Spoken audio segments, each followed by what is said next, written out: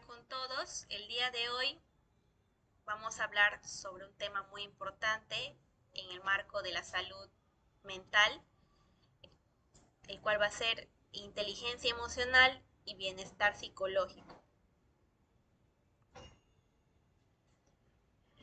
El término de inteligencia emocional fue utilizado por primera vez en 1990 por Peter Salovey y John Mayer, ambos psicólogos de la Universidad de Yale, Estados Unidos, quienes definen la inteligencia emocional como la capacidad de controlar y regular los sentimientos de uno mismo y de los demás, y utilizarlos como una guía del pensamiento y de la acción, ¿no?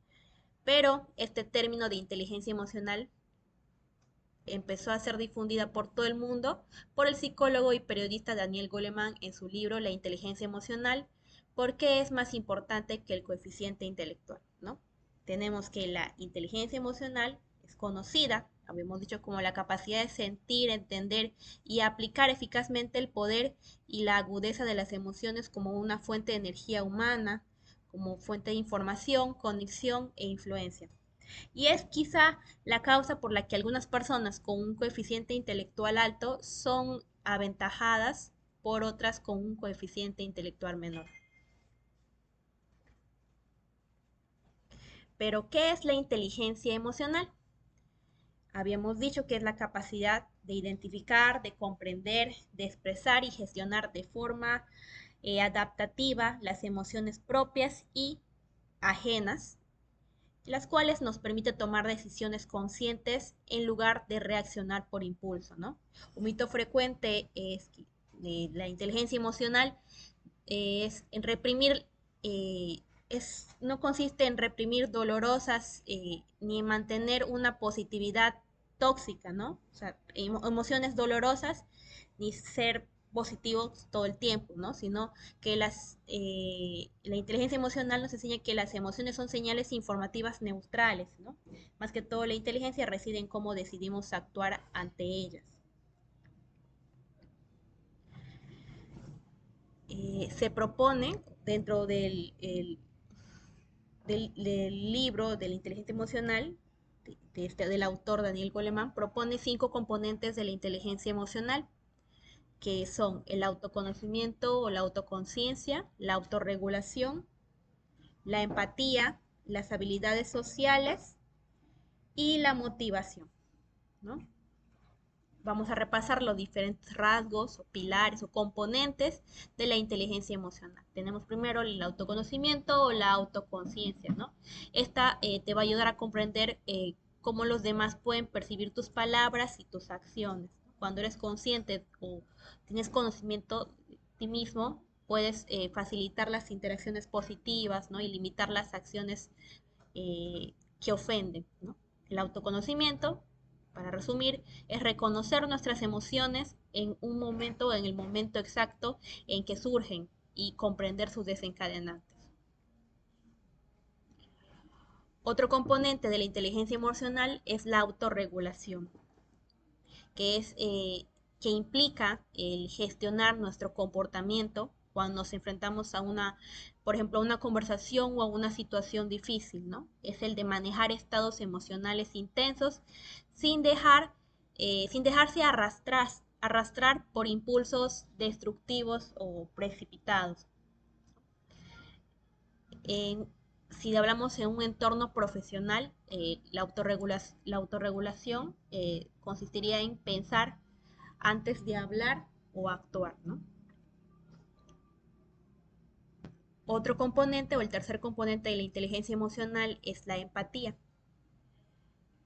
La empatía es la capacidad de comprender y compartir los sentimientos de los demás, ¿no? Se refiere a la facilidad con la que se conecta con las demás personas a un nivel más profundo, fomentando la confianza, la compasión y el apoyo, ¿no? Esta empatía es fundamental en las relaciones personales y como también profesionales, ya que va a ayudar a crear un sentido de pertenencia y comprensión, ¿no? El sintonizar con las necesidades y experiencias emocionales de las demás personas con apertura y respeto.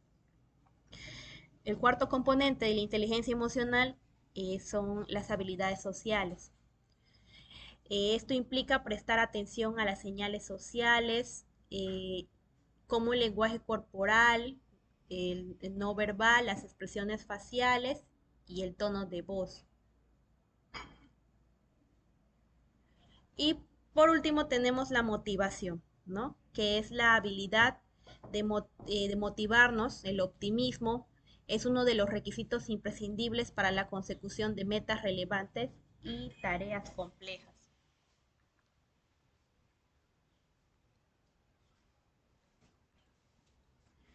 Tenemos acá un cuadro comparativo de lo que se postula en el psicólogo Goleman en su libro, el por qué es mucho más importante la inteligencia emocional que el coeficiente intelectual, haciendo un versus entre el coeficiente intelectual, el- la mano izquierda y la inteligencia emocional, ¿no? El origen, más que todo, del coeficiente intelectual es genético, es inamovible. En cambio, la inteligencia emocional es aprendido, maleable. La región cerebral en donde principalmente se efectúa o se origina es en el coeficiente intelectual, es en el neocórtex, ¿no? Y la inteligencia emocional es más que todo una interacción del neocórtex con la amígdala, ¿no? O sea, el neocórtex me refiero pues a la corteza prefrontal y la amígdala, eh, que se encarga más que todo de lo que son las emociones y la corteza prefrontal de las acciones, más a la razón, ¿no? La función vital en el coeficiente intelectual más que todo es académico, de lógica pura, y en la inteligencia emocional es el éxito personal, la resiliencia y el autocontrol, ¿no? Aunque ambos términos, tanto el coeficiente intelectual como la inteligencia emocional, miden capacidades humanas, apuntan a aspectos totalmente distintos, como ya lo habíamos visto, a aspectos distintos del cerebro y también del comportamiento, ¿no? La forma más sencilla de entenderlo es que el coeficiente intelectual determina lo que puedes aprender, mientras la inteligencia emocional determina cómo manejas lo que sientes y te relacionas con los demás. En la siguiente lámina tenemos algunas características de las personas con alto nivel de inteligencia emocional, en las que se describen algunas características, ¿no? Que nos menciona cierta literatura. Por ejemplo, las personas con un alto nivel de inteligencia emocional saben qué emociones se experimentan y por qué, ¿no? Son conscientes, ¿no? De sus emociones y por qué las sienten. Otra característica es que estas personas es que perciben vínculos entre sus sentimientos y lo que piensan, hacen y dicen, ¿no? Conocen sus puntos fuertes como también sus debilidades. Estas personas con un alto nivel de inteligencia emocional son reflexivas y aprenden de la experiencia. Se muestran seguras de sí mismas, pueden expresar opiniones que despierten rechazo y arriesgarse por lo que consideran correcto. No tienen miedo a dar su opinión. Manejan bien los sentimientos impulsivos y emociones perturbadoras, ¿no? Y piensan con claridad y no pierden la concentración cuando son sometidas a presión. Acá tenemos unos ejemplos prácticos cotidianos y los diferentes escenarios en donde cómo sería una reacción automática, ¿no? O cómo sería una respuesta a una reacción en una persona con inteligencia emocional, ¿no? En el escenario el trabajo recibimos una crítica, una respuesta automática, una persona que no maneja sus emociones, se pone a la defensiva o contraataca. En cambio, una persona que tiene inteligencia emocional escucha pausadamente, pide aclaraciones, ¿no? Y obviamente no se pone a la defensiva y tampoco ataca. En el segundo escenario, en el cual la persona se ve expuesta a una sobrecarga de tareas, una reacción muy frecuente, una reacción automática, sería no muy frecuente, sino en la mayoría de las personas que no tienen inteligencia emocional, sería aceptar esta sobrecarga de tareas en silencio y acumular rencor, ¿no? O sea, se guardan sus sentimientos. Y una persona que maneja, que tiene inteligencia emocional, comunica el límite, comunica sus límites y obviamente prioriza sus pendientes. En el escenario de una discusión de pareja, una reacción automática sería interrumpir, la otra persona interrumpe, alza la voz, y una respuesta con inteligencia emocional sería que la persona reconozca el enojo, pida una pausa ¿no? Puede ser de 10 minutos, no sé cuántos minutos, 5, pero trata de ponerse, es empático con la otra persona, piensa sus sentimientos. En el escenario en el cual, ya sea en el trabajo, en el colegio, en cualquier otra situación, se comete un error, ¿no? Una reacción automática sería el autocastigo, una culpa, ¿no? Autoculpa. Y una respuesta de una persona con inteligencia emocional sería aceptar el error, evaluar el aprendizaje, reparar y seguir adelante. Siguiendo con los temas, luego de la inteligencia emocional, haber abordado el tema de inteligencia emocional, vamos a pasar al tema de bienestar psicológico, que tiene bastante relación. Eh, Tenemos el concepto de bienestar psicológico, que es el equilibrio y la percepción subjetiva de satisfacción con la vida y la felicidad. Como concepto se puede entender al bienestar psicológico como una valoración positiva que hace el individuo sobre diversas áreas que le afectan, ¿no? La misma que es condicionada por sus características personales, su cultura, su estilo de vida y otros factores relacionados con su etapa de desarrollo, ¿no?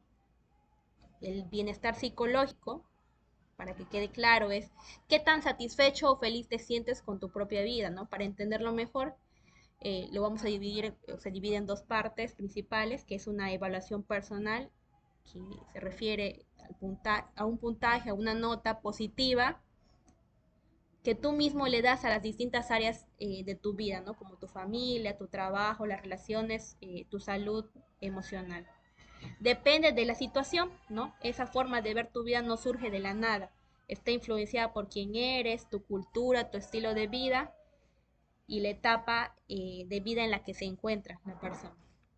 En resumen, es sentirse bien con tu vida teniendo en cuenta tu forma de ser, tu entorno y tu edad.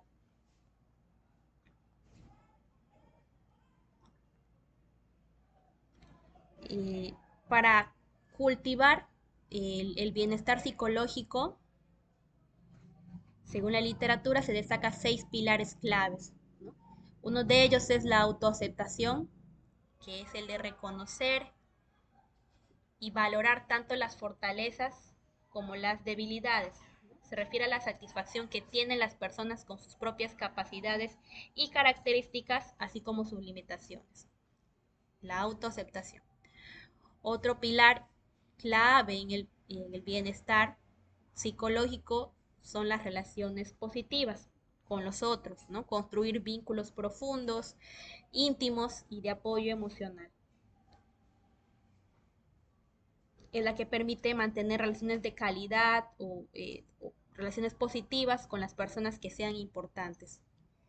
Otro pilar es la autonomía, que es tener la capacidad de decisión y autorregulación ante presiones sociales. Es la habilidad que tiene el sujeto para tomar decisiones de acuerdo a sus ideas, además de evaluarse a sí mismo sin buscar la aprobación de otras personas. Dominio o manejo del entorno o del ambiente, ¿no? Es sentir competencia y control sobre las circunstancias que nos rodean, ¿no? Representa el dominio que tienen los sujetos o las personas en relación a su entorno, es decir, que es la capacidad para manejar o conducir situaciones cotidianas, obstáculos o, o entornos complejos, ¿no? Para crear situaciones favorables para sus necesidades. O el quinto pilar del bienestar psicológico es el propósito, sentido o propósito de vida, ¿no? Con un enfoque más que todo existencial. Es mantener metas y un sentido de trascendencia que guíen nuestras acciones. Este pilar o esta dimensión valora la forma que tiene la persona de cuestionarse o reflexionar respecto al significado de su vida y la dirección que ésta va a tomar. Y por último, el sexto pilar, o dentro de las dimensiones eh, del bienestar psicológico, el sexto, es el crecimiento personal, que es aprender continuamente y evolucionar a lo largo de la vida. Es la mejoría, es la evolución positiva que tiene un sujeto o una persona con respecto a su pasado, que entiende y se entiende la forma que tienen las personas de utilizar y desarrollar sus talentos y potencialidades, ¿no? Es aprendizaje continuo. En la siguiente lámina tenemos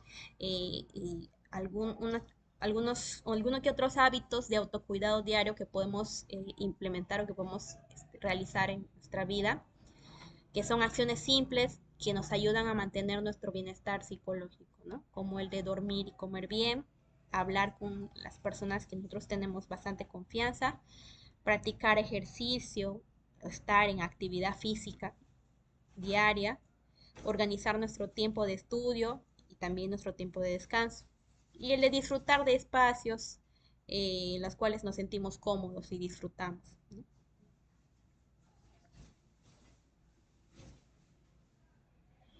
Eso sería todo. Muchas gracias.